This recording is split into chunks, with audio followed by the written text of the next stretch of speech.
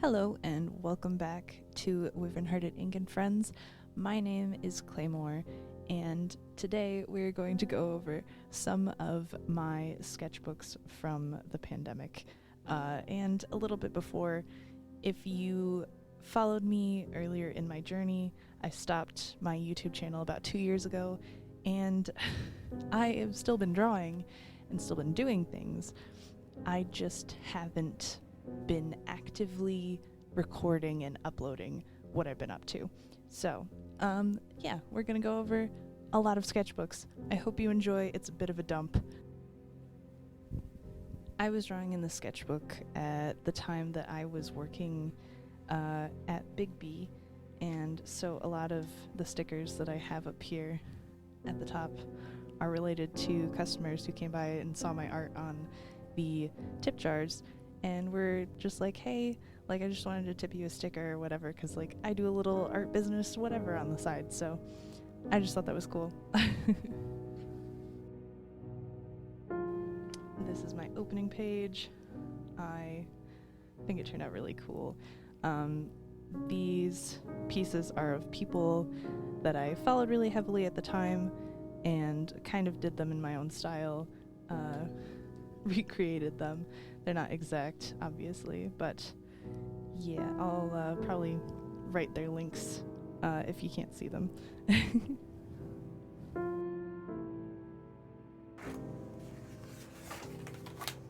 So this is the first comic that I did, comic page, or comic strip, I guess you could call it, that I did associated to my actual comic.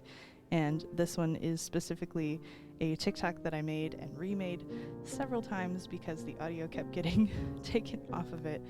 But this is the first time I ever tried to do something like that, where I just took my characters, I put them in the scenario of whatever the lyrics were, and I came up with a whole little comic strip for it.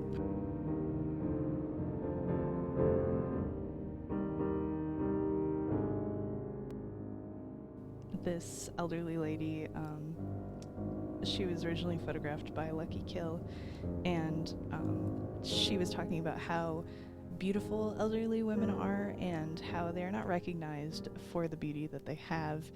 And you know, older women are often disregarded in fashion and as a beauty standard in any aspect, and I just thought, you know, it's a really cool thing to see people looking at the beauty of elderly people and being like, no, people don't have to just completely fall out of fashion and disappear, and we shouldn't wash them away. If you are new, I am a big I'm a big fan of drawing demons and tieflings and anything weird, obscure, alien, demon, that sort of thing. I don't know why it became an obsession within the last 5 years, but it's definitely become the most common thing that I draw is either elves or demons. And so this is one of my demon characters.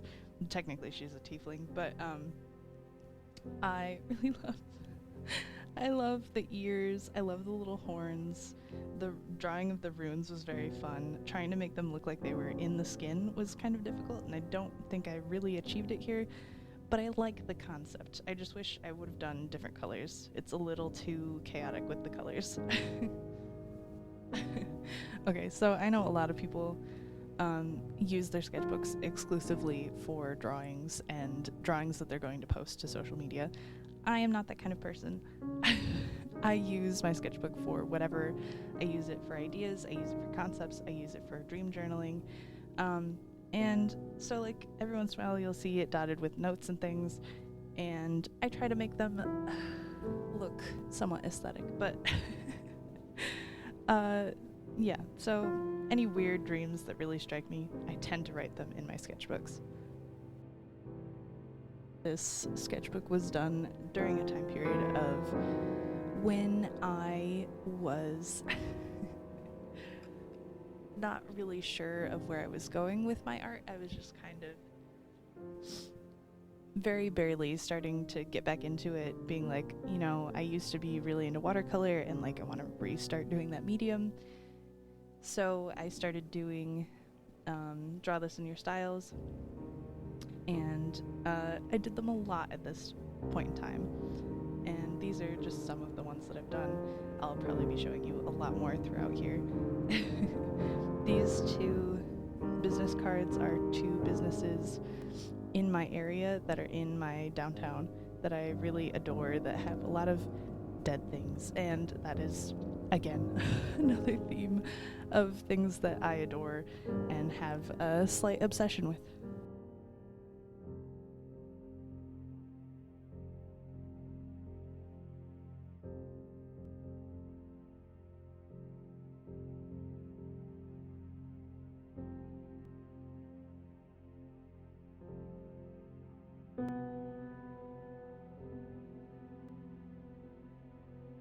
These are more draw this in your styles. The underground is a little underground, as the name implies, a place for performers in another city that I used to attend. That has kind of disappeared from my life. Kind of a totally different subject, but yeah.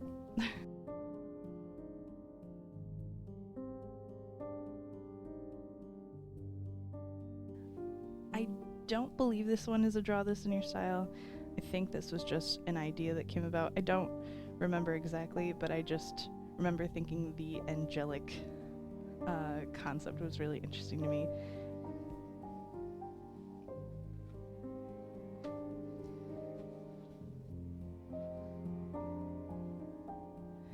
This piece is of my Fallout 4 character, or one of my many Fallout 4 characters that I really adored.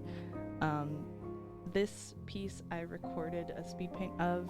I will link if you guys want to watch it. It's, again, from 2 years ago. So my understanding of the medium and my style has changed a lot since then, but I am still really proud of this piece.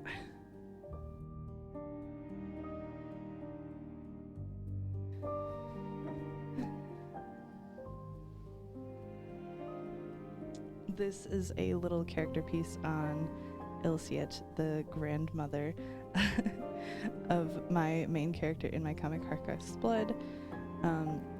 This was just early concepts of who I wanted her to kind of be, ideas on how she grew up, how she became what she became.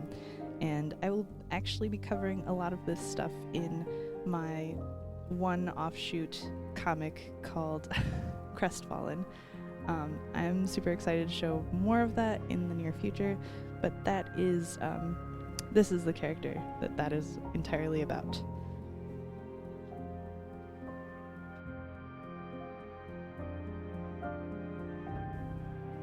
This was my crack at Inktober. I had never attempted to do something like Inktober before, but I remember thinking that doing full page pieces was going to be way too much work, and so this is the thing that I came up with to make it a lot easier for myself. But yeah, I'm going to show you a little bit of that.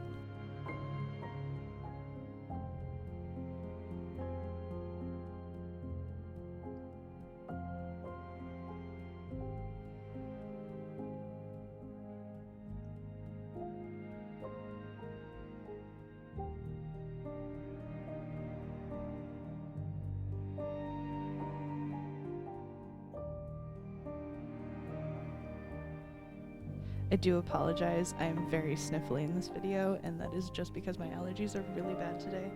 They're not normally quite this bad, so you may hear a lot of sniffling in the background throughout. So after I went through about 15 days of Inktober, I decided that it was too much effort and I just kind of quit.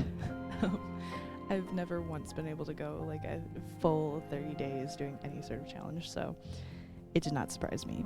Within that challenge, I decided to take from several different prompt lists and just do whatever ones spoke to me. And I think day 16, I couldn't find anything that I liked, and that's part of the reason that it stopped. Anyways, after Inktober of that year, I decided to do NaNoWriMo, doing 2 challenges in a row. Not recommended, especially when you failed the first one.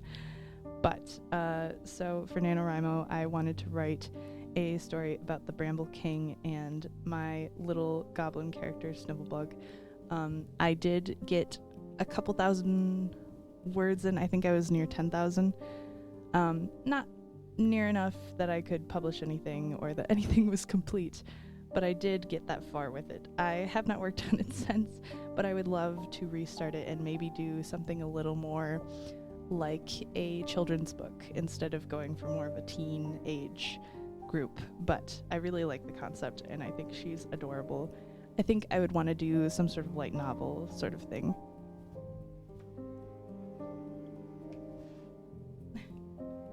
As I said before, I did a lot of art for my job for tip jars, and this is one of the tip jars that I did, is that I would take 2 characters and versus themselves and then see who got voted for more with tips.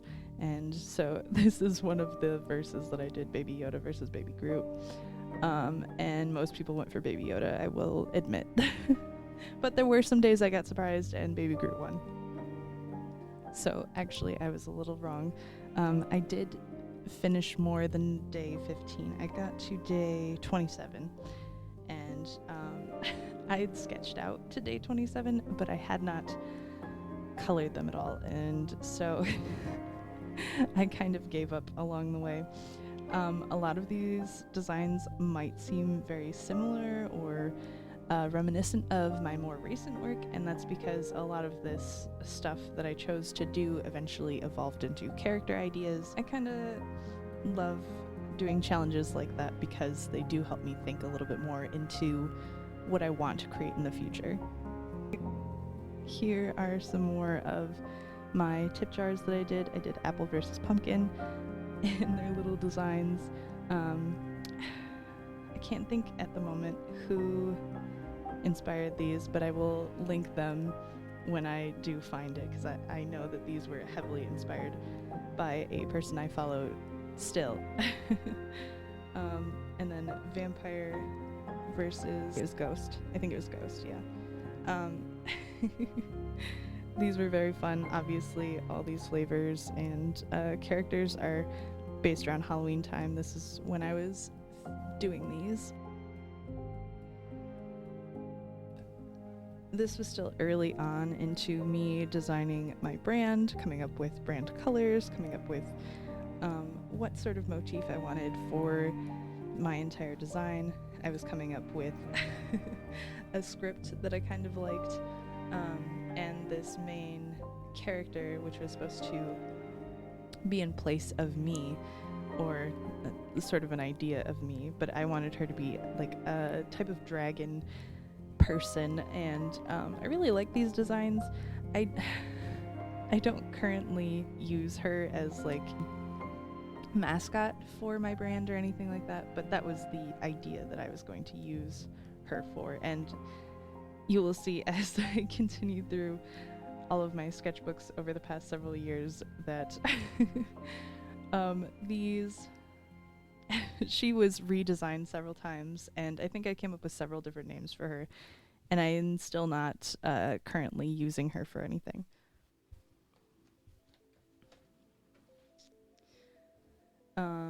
Here's another logo design, brand design, that sort of thing that I was coming up with, and Venabrin is one of the younger siblings of Aniva, and this is sort of how I thought of him as being an adult.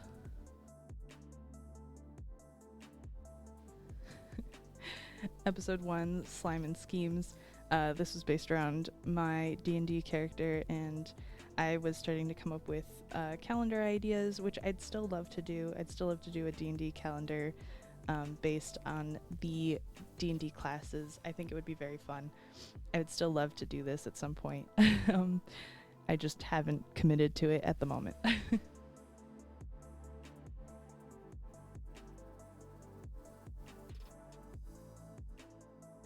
This is a drawing I did of Aniva and her, I don't want to say patron, but her teacher. The person who teaches her to use her magical abilities gifted to her by her patron, by the Demon Lord. And so this was kind of a design idea and just messing around with color schemes, that sort of thing. This is the D&D character that I was playing, Zunrei. She... I really adore her as a character, and I would love to play more of her. Sadly, the group that I was playing with kind of fell apart after a couple sessions, but we had a lot of fun, and we would regularly have our D&D sessions at my work, so it was very easy and very comfortable, very fun. These are some tattoo designs that I came up with. They were for the right and left side of the brain, and I thought it'd be cool to get them done on your wrist to signify the different sides of the brain. I still really love them. I don't think I'd get them tattooed personally, but if anyone is interested in getting them tattooed, please let me know. I would love to offer tattoo tickets as an artist. I think that's a really cool way to sell your art in a different aspect. This is another D&D character that I made quite a long time ago. But I thought she was a really cool concept. She's a satyr, and she was gonna be the daughter of a lord of the Fae, and I thought it'd be very cool to have her just be like this bratty rogue that's the daughter of royalty in the Fae world and just doesn't understand. You can't just go around being like, I'm a princess, don't worry about me, I'm just gonna steal from you and like my dad'll pay all my fines. This was just a random doodle. It was about druids and stuff. I took this quote that I thought was really cool about druidry and where it comes from. And yeah, this is just a random design I came up with.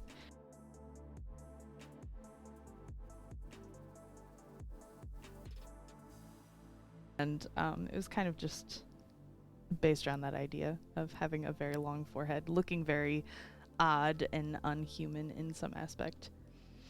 This is a piece that I never finished. I kind of would like to color these, but I also kind of like the way that they look without any color and just being absent of any saturation. I really loved this piece. I loved creating it.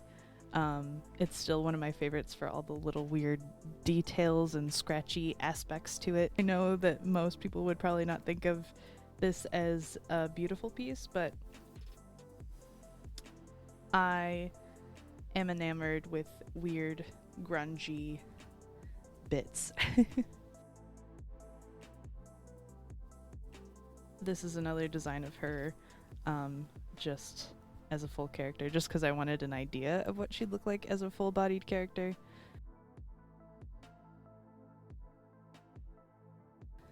These were some logo designs that I came up with for my aunt. I think they turned out really cool. Sadly, my aunt and I do not have a good relationship, and yeah, that's about all I'd like to say on that.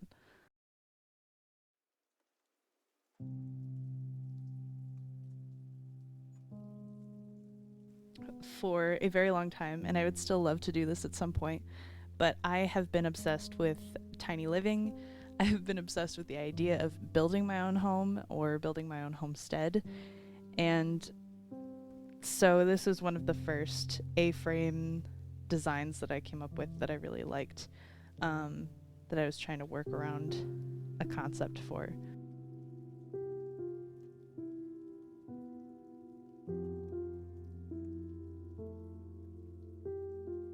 This sketchbook in particular is me diving further into watercolor, which I had really loved as a medium when I was younger, but I just kind of fell out of using it, fell out of practice, and this piece in particular is my dive back into acrylics. I had not used acrylics since I think I was in high school, so this was my first real attempt at doing acrylics. I think she turned out really cool, very tigery, and I just love all the little detail aspects of how she turned out. As much as I feel like I am a little more sloppy with my acrylics, I think it also adds some extra character that I would not normally see in any of my pieces, so it makes me commit. I think that's the aspect of it.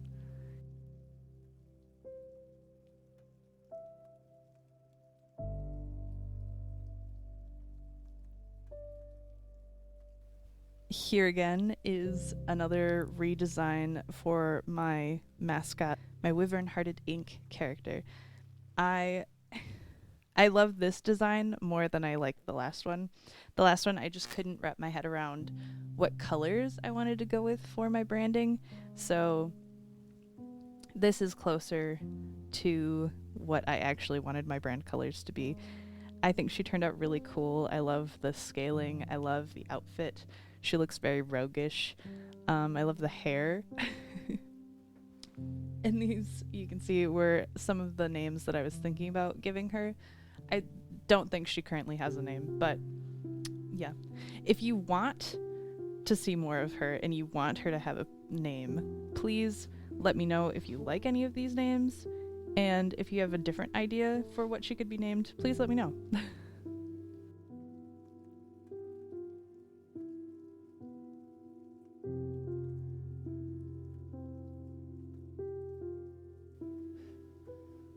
This is a full body design for the previous character that I did all in acrylic. I believe this is also almost exclusively acrylic except for the moon behind her. Or I think actually the design is watercolor with just an acrylic background.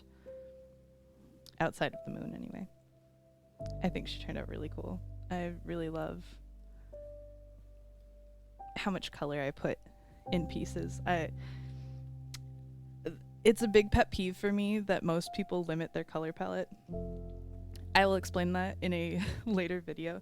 I already have it planned and have started recording it, so don't miss out on that, but yeah.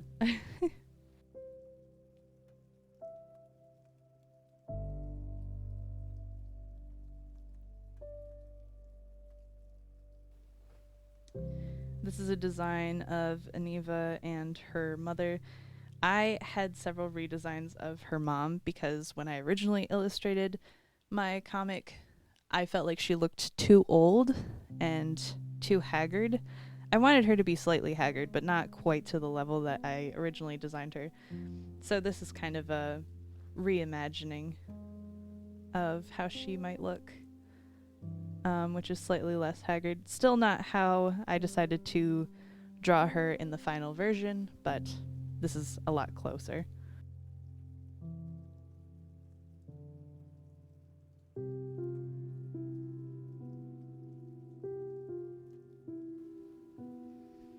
If I have not stated previously, I am a big lover of the Elder Scrolls series. I did not start with Skyrim. Please do not mistake me for that kind of fan of the Elder Scrolls. I started with Morrowind. I think I was 5 or 6 when it came out, and I watched my dad play Elder Scrolls for so long until I finally figured out how to be better at the game than him when I got a little bit older. So this is one of my many character designs and concepts for a Khajiit.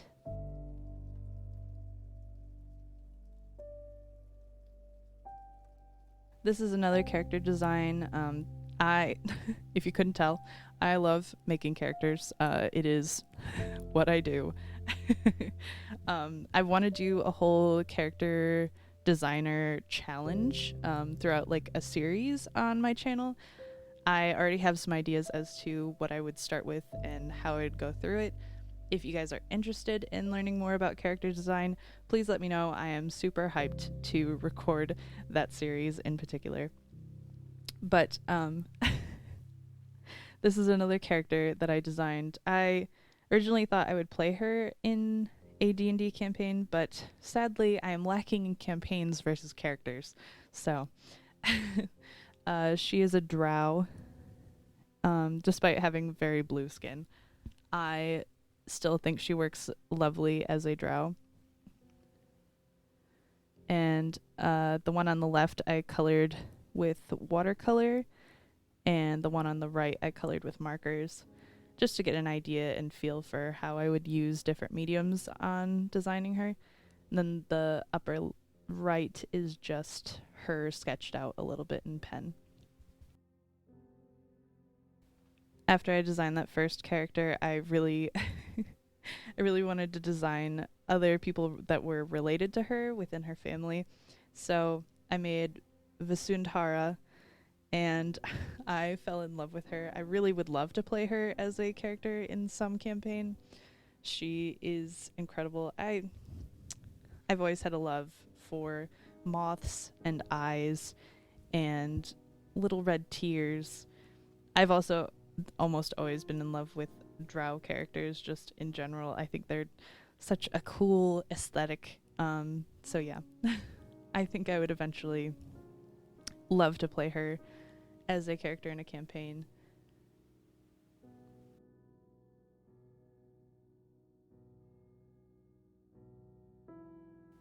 Here is another logo design that I came up with. This one's got some nails in it, and the wings. This is when I was trying to decide how I wanted the wings to look. I wasn't sure if I liked them better folded in or if I liked them better out. And I also wanted to decide whether or not they would be holy or if they would be fully intact. So this was a little experimentation, and with the color choices that I was coming up with, I think this is how I came to the conclusion of what colors I wanted to do in the design. But yeah, this is a little experimentation, and then I just did some other studies. This hand study, I really love how it turned out with the snake.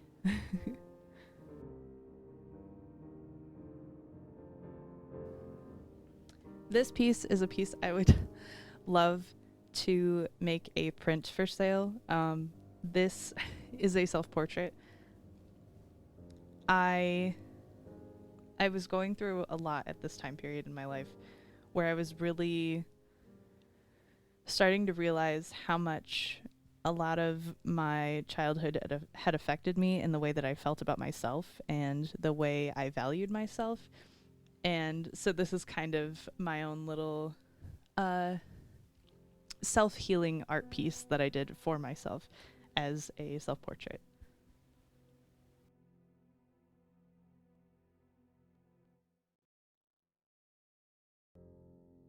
Here's another bigger piece of Zunrei. I am so in love with her character design, and this really displays how much I love coming up with all the colors that went into her design and just how I thought of her as a character. Like, she was a very romantic character for me personally.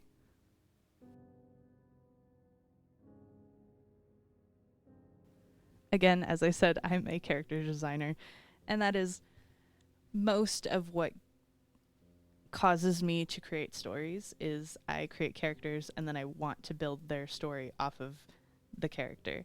And it's a very odd way about going about telling a story, but I think it really helps focus me in on what the story is.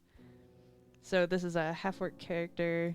She's a cleric of, I believe, the Tempest, and that's why I really wanted her to be focused on the fog or storms and that sort of aesthetic in general.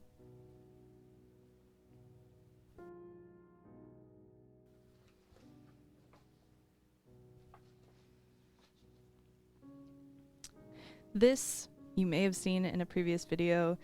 This was so I wanted to redraw a piece from high school that I used as like one of the pieces I was most proud of. I don't have a lot of pictures of that old piece. I don't even know what happened to it. I think it got thrown away at some point because I was just like, ugh, this is so ugly. And I love the concept, but I hate how it turned out. So this was me coming up with concepts for what I wanted to do with it, how I wanted to rework it. There is a speed paint of me finishing this piece as a full piece. It is absolutely humongous, and it took me forever. I may eventually sell it, but it is such a large piece, I can't really find a frame for it. I have a frame currently, but it is an ugly, really cheap frame, and it's basically just meant to hold it.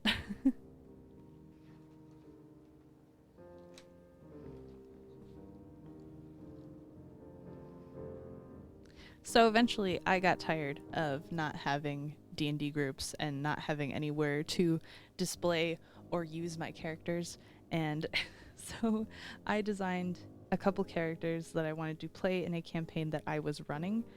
I did not end up running this very far. I think I did like 1 or 2 sessions at most and didn't get very far with it because I have trouble staying with one concept or one idea and I get very easily off track. But these were some of the characters that I was planning on playing in the story. I really loved how their designs came out, and I just loved experimenting with coloring them in watercolor. I really fell in love with watercolor throughout the sketchbook, and I think you can really see that.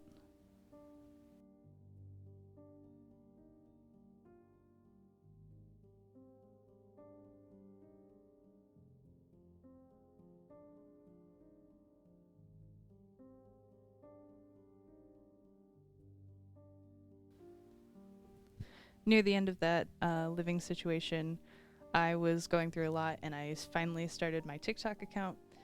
And this was one of the first challenges that I did for TikTok, and it was a sort of self-portrait, but more as how you view yourself. And I really love how this turned out.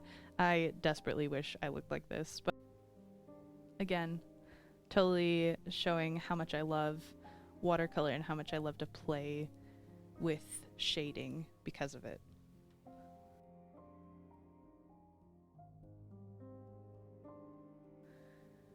This is one of the weirder pieces in all of my sketchbooks. I was basically just using this as doodle time, and I don't know, that I am drawn to drawing. I'm drawn to drawing. But I'm drawn to drawing characters that are really like emaciated and where you can see what's going on under the skin. I think I get this from my mom.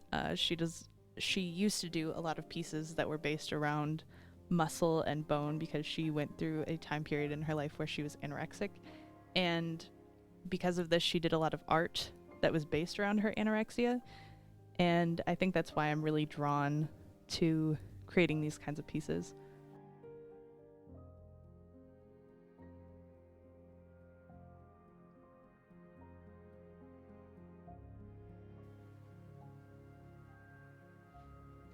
I'm gonna blur this out because this is inappropriate, but this was a mad lib that me and my husband did that I thought was really funny. But I really wanted to showcase these pieces because I think they're so beautiful. I think they really show off how much I've learned about watercolor since like starting the sketchbook. I think you can really see how much I've grown within this year. And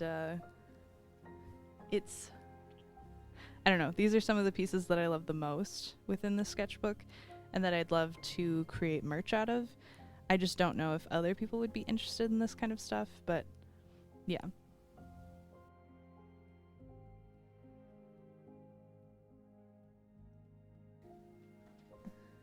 These couple pieces you may have seen previously because I did them for YouTube. I really wanted to follow a video concept of redrawing characters from an learn how to draw anime book, but in my own style, and like showing how much I've learned since trying to learn from one of those books. And I really disliked how most of them turned out except for this one.